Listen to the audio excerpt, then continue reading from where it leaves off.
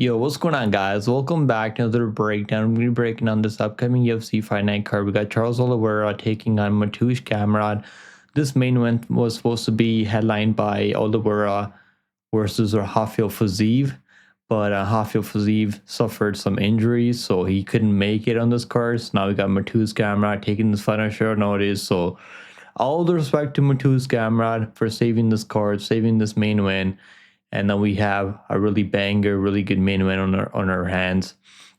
And the co-main, we actually got some good fights in this card, man. This card's taking place in Brazil, Rio de Janeiro. So it's gonna be a really good card, really good fight night card. I mean, we got Davison Figueiredo, the former flyweight champion, Figgy, pushing kind of 40 years old. I mean, at this point, he's getting up there, coming off a pretty brutal KO loss to Corey Sandhagen, which they kind of called that a submission loss, but he did suffer an injury in that fight. I remember he's taking a Monto Jackson at 135. We got Vicente Luque taking on Joe Alvarez. This should be a banger. I mean, this is definitely one of my favorite fights in the card. Last week, I told you guys that Jury round 3 fight is going to be crazy. That was my favorite fight on the card, and it ended up delivering. So last week's card was crazy. We have Alekseeva getting the belt back, proving me wrong. I did pick Magomed Ankalaev last week. It didn't work out for me, but I could not be happier to be wrong. I honestly couldn't be happier to be wrong. Having Porton, having Alex as a champion again is really exciting for the UFC, and it's better for the UFC this way. Yeah, we got Vicente Luque taking on Joe Alvarez. So Vicente Luque was supposed to fight, if I remember correctly, he was supposed to take on Santiago Ponzinibbio. And Ponzinibbio, I think I would have picked him to win that fight. I really would have picked him to win that fight. But yeah, now he's going to have to fight Joe Alvarez. Alvarez is moving up to welterweight for this fight. I mean, the guy's enormous. The guy is huge for the weight class. I don't know how he was making 155. So maybe this is better for him, fighting up at 170. We got Jonathan Diniz taking a Mario Pinto. We got Ricardo Ramos taking a Con Ofli. I'm not really sure how Con Ofli still has a job in the UFC. Like, if you guys know, let me know in the comments how he still has a job. We got Lucas Almeida taking on Michael Aswell. This should be a fun fight. We got Jeff Filho taking on Clayton Carpenter. Clayton Carpenter is one of my favorite prospects at 125. And this is going to be a really good fight, I think. We got Vitor Petrino taking on Thomas Petersen. This is going to be Vitor Petrino's second fight up at heavyweight, so this should be fun, exciting. We got Alekseeva taking on Beatrice Mesquita. Mesquita is a multiple-time world champion in BJJ, beating some high-level girls in Brazilian Jiu-Jitsu. And I'm definitely excited for her to be on this card, fighting at home, making her debut in the UFC in Brazil. That should be good. We also got Lucas Rocha taking on Stuart Nicoll. Nicoll fumbled his debut to Jesus Aguilar, the Guillotine King, at 125. So we'll see if he can come back and get his first W in the UFC. We got Walter Walker taking on Muhammad Usman. Walter Walker seems like one of the most scariest heavyweight on the come up right now. And that should be exciting. We also got Karolina Kowalkiewicz. I guess he's not retired anymore. I really thought Karolina Kowalkiewicz retired because he's like over 40 years old now. And he's like really trying to get back into the OnlyFans thing. But I guess he's like, maybe he's not making enough money as he probably thought he's going to make an OnlyFans. I mean, it's not easy when you're pushing 40 years old trying to start an OnlyFans career. We got Simon Oliveira taking on Lacerda. Let's start this breakdown, man. Guys, I mean, make sure you guys like the video, subscribe, and make sure you guys tune into the live stream. We go live for every UFC card. We go live for every PFL card. We go live for Contender Series when I can. I'm probably going to be able to do a Dana White Contender Series live stream tonight, maybe. So make sure you guys come in, tune into the live stream. We have a lot of fun. We cash bets on the live stream. Should be exciting. First fight on the card, we got Simon Oliveira taking on Lacerda. Lacerda hasn't fought in over 2.5 years, man. I mean, this is kind of crazy to me, honestly. This is really crazy to me. Simon Oliveira came back after like a 2-year layoff, and he took on David Martinez, who's actually, I guess he's going to be ranked in the top 15 now because he just beat Rafan. So that loss isn't bad. Before he got knocked out by Daniel Marcos. The issue is that he's been getting knocked out. I mean, Marcos knocking out, I mean, isn't the best look. Marcos is a good fighter, good striker, but more of a point striker. And Martinez has power, but like he's also like more of a point striker. So like I'm really worried about Simon Oliveira's chin, his durability. His defense is really flawed. Doesn't really keep his hands up where they're supposed to be. So that's going to be an issue here. Lacerda, I was really high on Lacerda at one point. I remember when I picked him over Blackshear, and he went out there, kind of got destroyed in his, I think that might have been his UFC debut, if I'm not mistaken. And that was the second fight in the UFC. So yeah, this one, I do think the line's kind of wide on Lacerda, man. Like, he's definitely got good grappling. Like, I mean, submitting Marcelo Alvarez, who's a current PFL world champion, won the tournament this year, I believe. And so that's actually a good win. I mean, even though it was like 3 years ago, I don't know if you could do the same thing to Marcelo if they fought right now this year, because Marcelo has definitely improved a lot. And but yeah, his grappling is legit. He's not fighting someone like Blackshear who's got a good grappling base of his own. That was kind of weird, man. Like, he just got absolutely destroyed by Blackshear. Yeah, I think this should be Lacerda, but I don't know if I want to bet on the guy yet coming back out for like this much of a layoff. Definitely a red flag on for me. And also the line, I mean, minus 250, just kind of crazy. I mean, minus 250. Is this all minus 250? Let's see. It's minus 245. Yeah, that line just seems kind of crazy, but I really think he gets it done. Probably by KO. I mean, submission or KO. I think you can knock him out. I mean, I really do, man. I think you could finish him. I'm gonna go finish. I'm gonna go finish for Lacerda. Can you submit him? I'm not sure about it. Maybe submission, but I think you could finish him, man. Lacerda ITD minus 160. Yeah, that's not even plus money for him to finish the fight. That's crazy. I think he wins. I think he should get it done. Let's move on, guys. Next fight on the card is going to be Julia Polastri taking on Karolina Kowalkiewicz. I mean, Kowalkiewicz, man, she's like, I thought she was already 4 years old because she's only like a month away from being 40 years old. I mean, she's right there. But yeah, at one point, Karolina Kowalkiewicz fought for their title against Joanna Jędrzejczyk, I believe it was, a long time ago. Yeah, it was against Joanna Jędrzejczyk back in 2016. I mean, that was a long time ago, over a decade ago. Crazy. But yeah, she's been in the UFC for a long time, really durable. Doesn't really get finished all that much in the UFC. Really tough. She's gonna be there. She's got good cardio, good volume. But the problem is, she's 40 years old, man, and doesn't have a lot of power. No stopping power. Not good wrestling. So you can't go out there and wrestle Julia Polastri. Julia Polastri can out wrestle her easily, I think. She's probably gonna. I mean, Polastri's gonna land the better shots. I mean, this line is crazy, but I think it makes sense. Polastri minus 450 just seems kind of decent if you're parlaying that. But I really just don't see. I really just can't see Polastri losing this one, man. Polastri, I think Polastri could finish her. I'm gonna go Polastri by, I don't know, maybe not a finish. I mean, see, like, Kowalkiewicz is definitely tough though, but I think Polastri could find a submission, man. I think Polastri could find a submission. Maybe. I don't know. I'm not like crazy confident submission, but I think maybe she could find him. Probably go the distance. I mean, the go the distance minus 375 is crazy too. What the hell?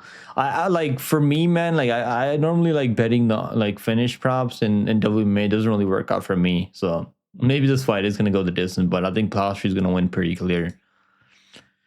Next fight on the card, we got Walter Walker taking on Muhammad Usman. Walter Walker gets it done in the first round. In the second round, easy win for him. I think his debut was kind of a hiccup against Lukas Berzersky.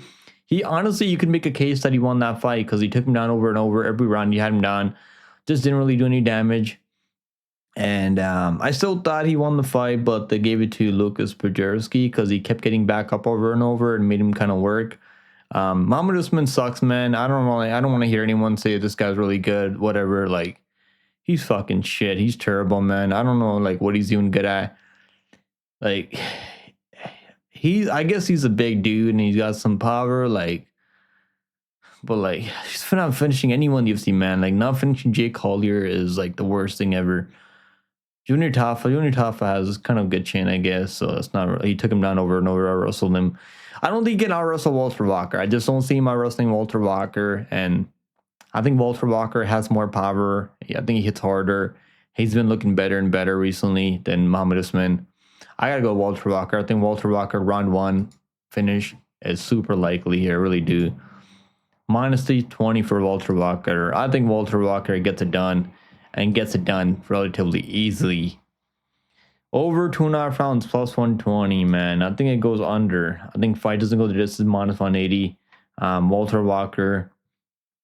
Walker by submission round 1. That's my call. Plus 400. We actually been cashing on this guy's submission prop. So like we cashed on the last one against Kennedy and Chuku. I think that was like plus 700. Like we cashed on the one before. Yeah, I think Walter Walker gets it done pretty easy. Round 1, finish. Don't overthink this one. Next fight on the card, we got Lucas Rocha taking on Stuart Nicoll.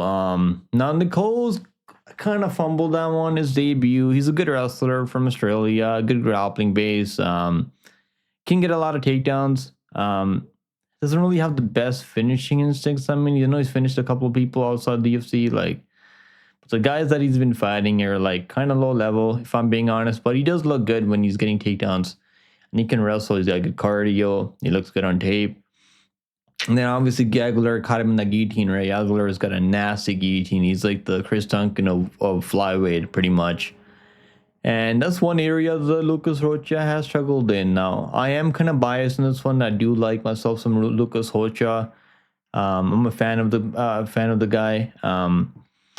But the problem for Lucas Rocha is his takedown defense isn't great. He gets taken down a lot, but he's a good striker. He's got power on the feet. Obviously, the fight IQ is lacking sometimes. Makes a lot of mistakes on the ground. Gives up his back a lot. I mean, we called Clayton Carpenter round 2 submission perfectly. Because I was like, he's probably gonna have a decent first round, then he's gonna make a mistake, get taken down, give up his back, and he gave up that back so quickly, bro. Like this guy, like he's got like so much experience now. He's got like what 19 fights already. He's only 25 years old, so the experience is definitely on his side. But the problem is obviously the takedown defense, and I can see Nicoll getting those takedowns, kind of wrestling him, maybe finding a submission. Even if he doesn't find a submission, I think he can kind of like do damage on the ground. Honestly, I'm gonna go with Nicoll. I'm gonna go with Nicoll to win. Nicoll to win by maybe decision. I could see him just kind of like, but Rocha hits hard, man. He's dangerous. So he can knock out with the knee up the middle. Like he can land elbows. So he's definitely really dangerous. Like one of the more dangerous flyweights on the roster right now in the UFC. But I'm gonna go Stuart Nicoll. I'm gonna give him one more chance. He's underdog, so I'll take him. I'll pick him as underdog plus 110. I think he can. He has a way to get this one done if he plays it smart and wrestles. Next fight on the card, we got Alekseeva taking on Beatrice Mesquita. Now this one's gonna be a good fight, man. I've been watching Mesquita in LFA, and I've actually been betting the unders in her fights. I bet the under 2.5 rounds. This one should have probably gone the distance. Then Chase was actually kind of like winning that fight, remember? Or maybe it was 1-1. I can't really exactly remember what happened there, but I do remember Chase having a lot of success, getting takedowns on Mesquita or wrestling her, kind of landing the better shots on the feet too. Mesquita was playing BJ off her back, I remember. But well, actually, never mind. It was other way around. I think Mesquita was the one controlling her, and Chase was actually like landing a lot of damage off her back, and Mesquita was winning that fight. Never mind, I got it wrong. I'm mixing up with someone else. But yeah, Mesquita was winning that fight, but he just couldn't come close to finishing the fight, I remember. And then, yeah, it's like her grappling is really good. Her striking defense fucking worries me, man. Like, her striking defense is really questionable. So, like, there's definitely a chance, like, one of these days, one of these fights, he's going to get knocked out cold, maybe. It's 135, right? So these girls, Alekseeva hits hard. If anything, like Alekseeva has power for sure. So he hits like a man. So it's like a dude, big power, but no fight IQ, no takedown defense. Her takedown defense is basically being a BJ nerd. And so he's gonna go for like leg locks and shit like that. I mean, ankle locks. I mean, knee bars and all those type of submissions. So it's probably gonna play BJ off her back. If you're playing BJ off your back in Mesquita, that's gonna be an issue. Now, with Alekseeva, her striking, I mean, it's really sloppy, but she throws everything with the intent to knock you out. That could be, maybe I could see her causing Mesquita some issues here. But the more I think about it, I think Mesquita is going to get that takedown eventually, get her back and strangle her. So I'm going to go Mesquita by submission. I think she could probably even knock her on the feet. I mean, Alekseeva almost got knocked out cold by Claudia, but Claudia seems to have the better kickboxing than Mesquita. I'm gonna say submission. I think she could submit her. I think she could find submission here. Yeah, Mesquita by submission. I'll say second on submission. I think she'll find the submission in like the second on. First round's probably going to be like Mesquita. I can see Alekseeva having moments in the first round, maybe rocking her, maybe catching her with some big shots early, and then Mesquita getting her grappling going. Once he gets the grappling going, I think that it's going to be over pretty quickly for Alekseeva, the Russian Ronda. Damn, the line set at 1.5 rounds. Over 1.5 rounds, minus 165. That's crazy. I mean, they actually opened the under 1.5 rounds at minus 200. What the hell are we doing right now? That's damn. They really think he's gonna find the submission in the first round. He might do it. He might actually do it. Fight doesn't. What's the fight doesn't start round 3? Mesquita by submission minus 110. I think the under 1.5 rounds is not bad, man. I could see her finding a submission like early in the first round and a half.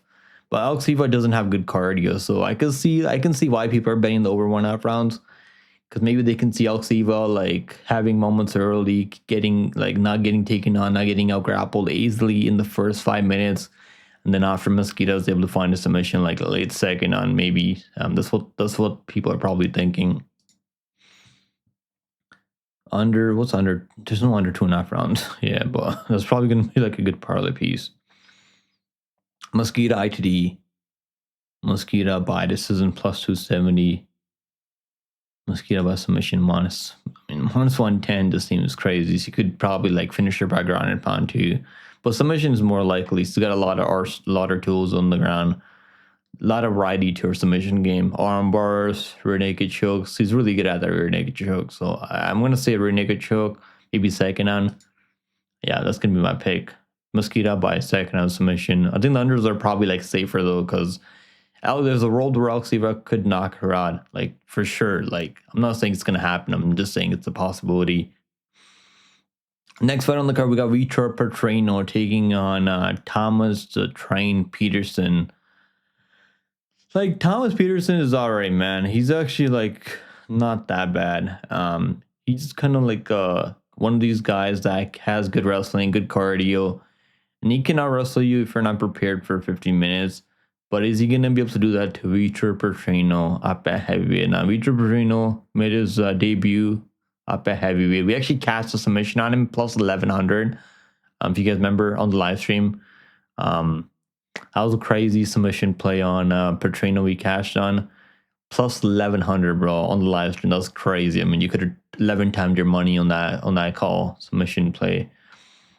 And he got it done in the first round. He played it smart. He was coming off some back-to-back losses where he let Anthony Smith finish him. Anthony Smith was on death's door at that point. Like, the fact that he let him finish him is crazy to me. Still, Jacoby knocking out, I mean, that's not the worst thing ever, because I guess he was kind of winning that fight, but it was close. Then he got caught in the final round. Jacoby is a glory kickboxer. I mean, former glory kickboxer, fought some of the best strikers out there. So it's not really the worst loss in my opinion. So knocked out Bukowski's back over like 2 years ago. Bukowski's been looking solid right now. I can see a world where Petersen kind of like play the safe, get some takedowns, maybe like, is he gonna grapple Vitor Petrino? Because no one's really tried to grapple Vitor Petrino before. I've never really seen anyone like stick to a game plan against Vitor Petrino.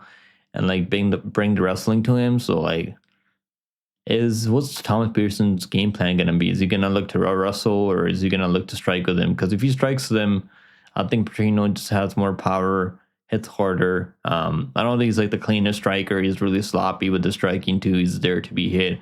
But Petersen just doesn't seem like one of these guys that's going to make him pay and knock him out. And he's not really like, his submission game is alright, but like, I don't think he's like this crazy BJJ guy who's going to find a submission as soon as he gets a takedown on you.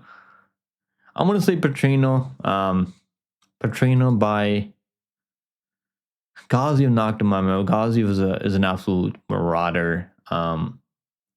Ghazi, I would pick Ghazi to be Petrino. I would pick Ghazi to knock him out in the first 60 seconds. that was kind of funny. No, I really would pick Ghazi to be Petrino. I really would. I don't know why I'm laughing. That one cracks me up. But I'm going to pick Petrino. I'm not sure if he knocks him out. I'm really not sure. But I think he could beat Steven Petersen at this point. I don't know if I want to bet on Petrino. Minus 210. Man, these lines are crazy on this card. Under 1.5 rounds plus 174. Is he gonna? He might take down Petersen. I could see Petrino coming in here and like getting takedowns of his own against Petersen. Because Petersen is kind of fat, right? He's kind of chubby.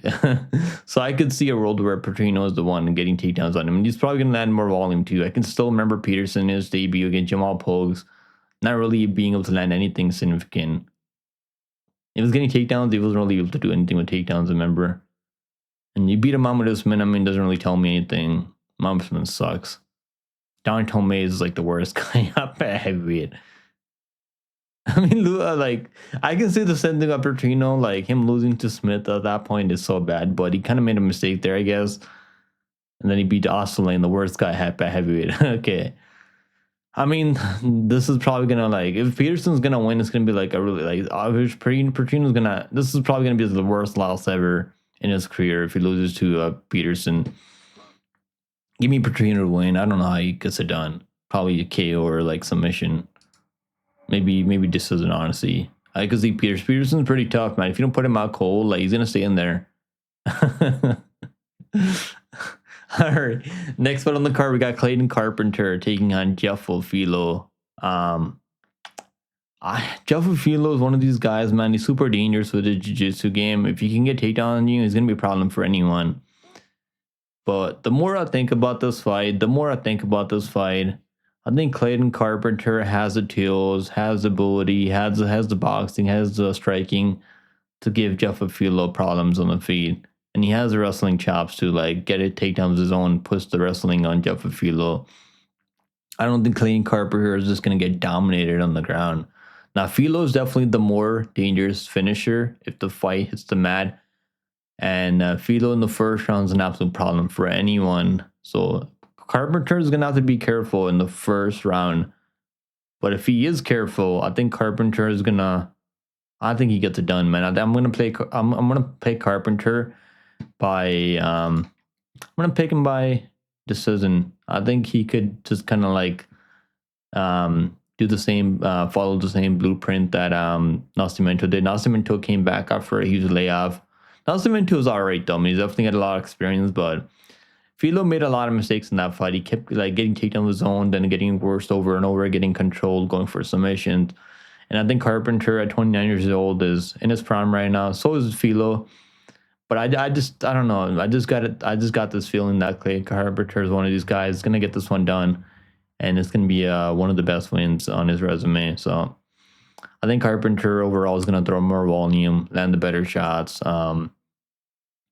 Yeah, I'm going to go Carpenter to win by, I'm going to say decision. Can you find a submission in money? Maybe, but I think Carpenter by decision is going to be my call.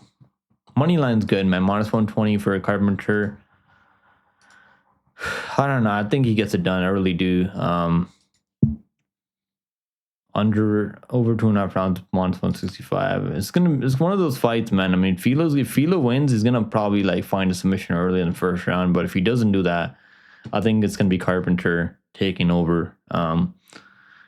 First round's gonna be tricky for sure. Maybe it's a good live betting fight on Carpenter if you like Carpenter. Maybe I'll live bet him off round 1. Because I think Filho's gonna bring it in the first round. Really, he does it every time. He brings it every time in the first round. But his cardio is kind of sus after.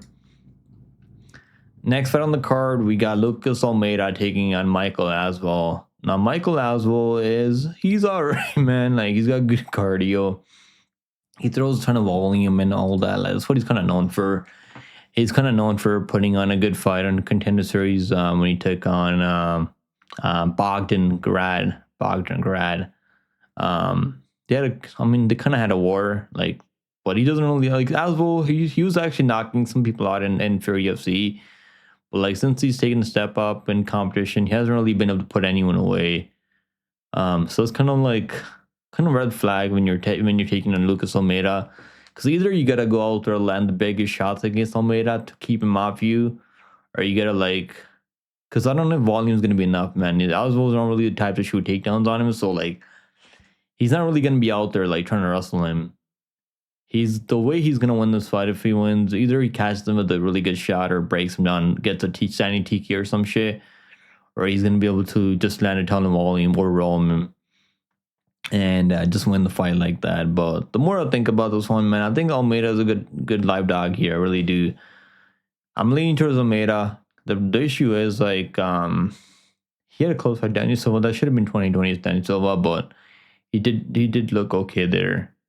And then beating Timmy Kwamba. I think Timmy Kwamba is more like, how do I say this? Timmy Kwamba seems more talented than Aswell. I think he's got a higher ceiling. We recently picked Kwamba as underdog over that guy from Mexico. Yeah, I'm gonna pick Almeida. I think he's a good dog here. I think this is a 50-50 fight. You're getting one guy as underdog. Losing to Sabatini, no shame. Losing to Filho. Filho's a veteran. A lot of experience at the UFC level. Aswell, this is one of the spots where Aswell's got to go out there, prove it to me. I know he won a round off Bilal Yoki on short notice, so I guess you got to give him some credit, but I don't know, man. I'm not really as sold on Aswell as I was before. I did bet him on a Contender Series, and I thought he kind of won the fight, but he should have done more, man. He should have done more, in my opinion. He's one of these guys that can land a ton of volume, though. Like, he's got good motor, good gas tank. So he's got good pace. That's what he has to do. But I'm gonna go with the Brazilian at home. I'm gonna go with Almeida to get it done. Plus 125 for Lucas Almeida. I think Almeida by decision. I think he could get it done by decision. Maybe landing the better shots. Next fight on the card, we got Ricardo Ramos taking on Khan Ofli. Now, what the hell am I gonna do with this fight, Chan? I have no clue. Ramos is definitely the more talented fighter in this matchup. Like, he's got more skills, got more knockout power, dangerous BJJ. He can grapple. He can do everything pretty well. The issue is that he's a kind of a head case. So if he's not fully prepared, he's probably things are just gonna fall apart for Ramos. Khan Ofli is one of these guys. He trains with Volkanovski, I believe, or I think he trains with Volkanovski, if I'm not mistaken, or I think he does, right? I might have to look this up. Khan Ofli. I think he does train with Volkanovski, or he trains with someone Khan trains. I think he trains with Volkanovski, if I'm not mistaken. Khan Ofli. Does he train? Yeah, I think he does train with Volkanovski. I heard he trains with Volkanovski. Maybe I'm wrong on that, but someone let me know in the comments. He's already, man. He can grapple. He went out there, beat what's his name? Nathan Fletcher. He beat on the Contender Series. On Tough. It's not a bad win. Lost to Martin Santos. He got knocked out by Martin Santos. Martin Santos is good at 145. Ricardo Ramos, he should win this fight. I would definitely think he should win this fight. But the problem, again, is his fight IQ. And he makes a lot of mistakes. Even that Rocha fight, man, he should have knocked out a Rocha. He had him hurt so bad. Then he puts his head, then he wrestles for no reason. Why are you shooting takedowns, Ramos? Why are you trying to wrestle against the Rocha, who's one of the most like dangerous BJ guys? Like he's got some of the nastiest front chokes, nasty guillotines, nasty anaconda chokes, nasty ninja chokes.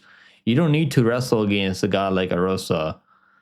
And I think he's gonna win though. I'm gonna pick Ramos to win, but you guys get it. Like I'm definitely like worried. So I would not bet on a guy like Ramos at chalk at this line, but I think he should win. But he could very well be on like a 4-5 losing streak right now, because some would say that he lost the fight against Joseph Culibao. Now Culibao like was out there showboating, so I'm kind of happy that he got fucked over in the scorecard, because instead of like he was like chipping away at Ramos with low kicks, and he just like he had him almost out and finished almost. And he's like, instead of like finishing the job, he's out there showboating and let Ramos like take his back, control him, out grapple him. Man, I just want to pick on Ofli like so bad, but I'm gonna go the guy that should win this fight, but I just don't trust him one bit. I feel disgusted even picking him at minus 200. What's the line on this? I think it's like minus 181. I'll pick him, but I'm just gonna pass on this one. Pass for me. Next fight on the card, we got Diniz taking on Mario Pinto. Now, who the hell is gonna win this fight, man? Mario Pinto, massive guy for the weight class. I was so confident he's gonna knock out Austin Lane. Like I actually picked him as a lock the week by KO, and then he in the first round he almost got knocked out by Austin Lane. Like that wasn't the best look. Austin Lane's a big dude, I guess, so he can kind of catch people with big shots. But I've never seen Austin Lane hurt anyone like that before. That's kind of a red flag for me. Finished Lucas Camacho was kind of shit in LFA. He's one of these guys that can do everything pretty well. You can wrestle, you can grapple, but his striking defense is kind of sus. And I can see a world where Diniz is just landing the better shots, landing the better low kicks, mixing it up, mixing up the attacks, being the better kickboxer. Obviously, former glory kickboxer Diniz. Looking good early, then Mario Pinto lands a big shot, knocks him out cold. I don't know who I'm going to pick in this one. I'm really like struggling in this one, Chan. I'm struggling in this one. Diniz minus 115.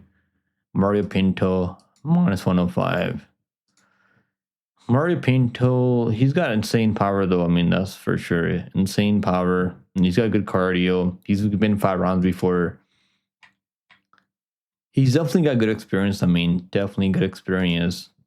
And hasn't lost a fight since his amateur days. Who am I gonna pick, man? Diniz, like he got completely destroyed by Marcin Tybura on the ground. Completely destroyed. He got exposed there bad. And striking, I mean, he won the first rounds over Elwin Hines, but Elwin Hines came back and won the third round because Diniz was looking really tired. But to be fair, he was trying to knock him early in the first round. Hines is a tough dude. Big head on him. Not easy guy to finish. Man, I don't know. This one is definitely a tough one. I might just pick Diniz. He's got more experience in the UFC. 3-1 in the UFC. Hasn't really beat the best guys, I mean, to be fair, but and he got taken on by Austin Lane in the first round. I mean, so like both these guys lost the first round to the GOAT Austin Lane. If fights were only 1 round, I mean, Austin Lane would be the champion right now. He really would be, because he almost knocked out Mario Pinto in the round 1. And then he took down Diniz, looked like Tom Dutch Maiev in round 1. So Austin Lane in a 1-round fight would be the champion, would have like 10, 20 title defenses right now at heavyweight. It's really funny to think about. I'm gonna pick Diniz. I'm gonna go with Diniz to win. I think he can be kind of the cleaner kickboxer, but his cardio does kind of scare me, and his secret defense isn't great. So Pinto, it would be smart for Pinto to maybe mix it up, maybe go for takedowns, maybe wrestle a bit here. But I'm gonna go with Diniz to win. Diniz minus 115. He actually put minus 225. That's crazy. I think the even money line makes sense. Over 1.5 rounds minus 185. Bro, this is not a fight I want to be betting the overs on. because it could be over quick, or it could just go the distance. I don't know what's going to happen. I'm going to pick Diniz to win. Next fight on the card, we got Joe Alvarez taking on Vicente Luque. Who am I going to pick? This is a tough one. I'm just kidding. It's not a tough one. I'm picking Joe Alvarez to finish him in the first round. I think Alvarez is going to go out there. Really put it on Vicente Luque. Luque is definitely dangerous. They call him a silent assassin for a reason.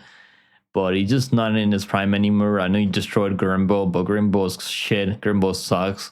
I've been saying that for a long time. I actually picked him as underdog over Rafael dos Anjos, I remember, and it was like the worst fight I've ever seen in my life. He's like, because he came back after those brain bleeds, and he's like, let me just wrestle. Let's wrestle, bro. Let's wrestle. He didn't want to strike dos Anjos. And then Buckley just, I mean, that was really bad, though. That's the fight where he just kind of like pulled guard and just kind of like quit. Destroyed Grimbo. Grimbo sucks, like I said earlier. Kevin Holland destroyed him. We picked Kevin Holland by submission, I remember. I'm picking Joe Alvarez round 1. I think he's going to finish him in the first round. Joe Alvarez round 1. Bet the house on it. Joe Alvarez taking defense is kind of bad, I mean, but he does a pretty good job working his way back up. So I'm not really worried about him like getting a wrestle like Luque wrestled dos Anjos. Dos Anjos way out of his prime at that point. That's why I picked Luque to win as a dog there. Minus 600 now. Holy shit. Minus 600 for Alvarez. I mean, that is kind of getting up there now at this point. Under 1 hour pounds. Minus 135. I thought it was going to be plus money. Oh my god. ITD minus 275.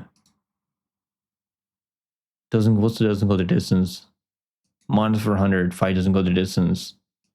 Honestly, that's probably not a bad parlay piece. Alvarez, like, I think he's only gone the distance like once. And how long ago was that? He hasn't been the distance since like 2019 when he lost to Damir Ismagulov in his debut. Man, Damir Ismagulov, I can't believe they actually cut him. Like, they should not have cut him. Damir Ismagulov. Crazy. Hopefully he gets signed back. Yeah, I think he's gonna finish him for sure. 100%. 101%, sir. Alvarez is gonna go out there, put out a good performance in his welterweight debut. Next fight on the card, we got Davison Figueiredo taking on Montel Jackson. Now, man, here we go, Montel Quick Jackson. They call him Quick for a reason. You guys know why they call him Quick. Some of these fights can end like in under like 10 seconds, bro. Like that Blackshear fight where he completely just fucking put him to bed in the first like 9 seconds, I believe it was. Crazy KO, man. This guy, I can't remember who said this. So I think it was Joe Rogan or like maybe John Anik said this, that his hands are like bigger than heavyweights. It's crazy. He's got bigger hands than Ngannou. I don't know if I fucking believe that. There's no way that's true, right? But it's crazy to think about that. No wonder he's got so much fucking power at 135. And he's 33 years old, right? Like, he's been on a good run. Because a long time ago, you got wrestled by Ricky Simon, and you got wrestled by Brett Jones. I mean, those guys are good wrestlers. And Figgy has those tools in his box. Like, he definitely can go out there, look to out-wrestle you. But he hasn't really been looking that great recently. I mean, but Peter Yan, I mean, that's just passing. I think Peter Yan would beat Jackson too. Corey Sandhagen knocked, I mean, that was a knee injury, but he was getting destroyed in that fight. He was definitely getting destroyed in that fight. I think this line is definitely wide, Chad. I think this line is definitely wide, but Figgy coming back after that knee injury, and he looked terrible in that Sandhagen fight. Terrible. I really thought that fight was going to go the distance. I was like, I don't think I see Corey finishing him, and he finished him like in the first round. He was going to finish him anyways. I mean, the way he took him down, out wrestling him, he made Corey look like Habib out there, man. And Corey has good grappling. I know he's improved a ton, but still, Figgy's just like, he doesn't seem like in his prime anymore. He's definitely not in his prime anymore. This is definitely a step up for Jackson. I mean, he's going from fighting people like Marcos, Blackshear, Yanni Yaya, Julio Arce wins good, man. Julio Arce is good. JP Bays to now fighting Figgy. Figgy's only been only been losing Peter Yan and Corey Sandhagen. We just fought for the title against Marab on UFC D20. Beat Marlon Vera. That fight was really close. I remember he did drop Marlon Vera, which is why the judges gave him the win there. Figgy still has power though. Like let's not write that off. Figgy hits harder than probably anyone out there as a flyweight, Herman flyweight. I mean, he's got nasty guillotine. So if Jackson is out there shooting takedowns on Figgy, he's gonna mind his P's and Q's. He's gotta be careful. Don't leave your neck out there because Figgy will wrap that neck up and put you to sleep quick. And it might be a quick night for you, Monto, quick Jackson. But I'm gonna go Jackson to win. I think this is a good matchup for him at this point. More in his prime, has more power, bigger guy, reach advantage. He's gonna be a lot bigger than Figgy, and Figgy's gonna have to finish him, I think, to win. Because I don't know if I see Figgy outstriking him for 3 rounds, especially with the knee injury. Is he gonna be able to throw low kicks anymore? I'm not really sure about that. I think Monto Jackson striking is good enough. I just want to see him throw more volume though. Sometimes I don't like the way Jackson doesn't throw enough volume. It does worry me, but I think it's a good matchup for him here. Next fight on the card, we have Charles Du Bronx Oliveira versus Mateusz Gamrot. Man, here we go, man. Here we go. So Oliveira was supposed to fight Rafael Fiziev. Now he's going to be fighting Mateusz Gamrot, the gamer, American top team guy. Those guys, American top team, man. They got some good water over there. They've been catching W's. I mean, those guys win a lot. They have a high winning percentage in UFC. And that's something always in the back of my mind because they have really good game plans too. Like Mateusz Gamrot, let's just kind of glaze Mateusz Gamrot for a minute. All those losses are close fights, man. I mean, even the Beneil Dariush fight was close. He did get dropped in that fight, Dariush. I mean, Dariush has power for sure. He dropped him. I mean, he was taking on Dariush, but Dariush has good takedown defense, good wrestling, good nogi, former nogi world champion. But yeah, I mean, he lost to Guram Kutulajee. Was that his debut? Yeah, it was his debut. But that was a really close fight, I remember. And the Dan Hooker fight was really close. So I thought Gamrot won the fight, but the optics didn't look good for Gamrot. The way he was falling all over the place, getting rocked over and over. Not really the best look, but to be fair, he almost did finish Dan Hooker in the first round. He rocked him, dropped him in the first round, and he was swarming him, trying to finish him, just couldn't get the job done completely. We picked him for Ludwig Klein. That was an easy one for Gamrot. We bet him there. Easy win for him there. We picked him over Rafa Dos Anjos. I mean, Dos Anjos, I mean, it is what it is, you know. And he got almost knocked out by Dos Anjos in the first round. I remember. The Fiziev fight, I mean, don't even remind me of that one. I bet on Fiziev over and over. I bet him again live in the first round. I lost all my money there, remember? Because he messed up his Fiziev messed up his knee, his leg, his ankle. I mean, Jalen Turner fight was really close. You could argue that Jalen Turner won the fight by landing the better shots, landing more damage. Because Gamrot wasn't really doing any damage in that fight. Now he's gonna go out there in Brazil. He's gonna have to. Are they just gonna let him lay in prey in Brazil? I'm not really too sure about that. He's gonna really have to put it on Charles Oliveira. And Charles Oliveira obviously win one, lose one, but the people that he's losing to, Ilia Topuria, Arman Sarukian. I know Mateusz Gamrot beat Arman Sarukian, controversial split decision, but still. I mean, he almost did finish Arman Sarukian in round 1, and I picked Arman Sarukian, but that fight was really close. I do think Arman Sarukian won that fight 2020 unanimously. Second, third round, Arman Sarukian. That's my issue, right? Oliveira just doesn't throw enough volume and he's worried about the takedowns. And I could see that kind of playing into this matchup, maybe. And he got dropped and finished by Makhachev. So both these guys have chin issues. They've both been dropped a lot. Yeah, look at the level of competition. I mean, Michael Chandler fight, I mean, that wasn't the best look. That fight was really fucking boring, I remember. And he almost got knocked out by Chandler in round 5. But new Dariush, they finished Dariush. I mean, that was a good one back in 2023. Oliveira doesn't seem like he's in his prime anymore. This run was crazy when he beat Michael Chandler, knocked him out. beat Dustin Poirier, finish Dustin Gaethje. And I'm not really sure if Gamrot would beat Dustin Poirier or he would beat Justin Gaethje. I mean, I know he can out wrestle them maybe, but like there's always a chance they could knock him out. I'm gonna pick Charles Oliveira in Brazil, but I'm definitely like not crazy confident. But I think Charles Oliveira could land the better shots. Catch him in a guillotine if Gamrot gets over aggressive and looks to wrestle, leaves the neck out there because he makes a lot of mistakes on the ground. And I can see Oliveira making him pay. Yeah, I'm going to go with Oliveira. Is he underdog? He's -109. The line is flipping towards Gamrot, I guess. But okay, they actually opened Gamrot -145. So the line's kind of bouncing back towards Gamrot now. Really close line. You can get him underdog on Cloudbed. Shout out to Cloudbed. Make sure you guys use my promo code PICKMMA. Sign up. You'll get a nice sign-up bonus. If you sign up for Cloudbed, use my promo code PICKMMA. Plus 100. I'll bet him as underdog for sure. I think Charles Oliveira as a dog is a good price tag to have a bet on. Oliveira ITD +1. I think money line's good. ITD is only +115. Maybe fight doesn't go the distance, right? What's fight doesn't go the distance? Fight doesn't go the distance. -250. I think that's a good parlay piece, man. I think there's a chance this fight doesn't hit the scorecards. It's going to be 5 rounds. Oliveira, one of the most potent finishers at lightweight. Gamrot, crazy wrestling pace. Doesn't really finish a lot of people, but if he's going to finish anyone, it could be Oliveira. Maybe ground and pound, maybe him getting his own submission on Oliveira. Oliveira's been finished before.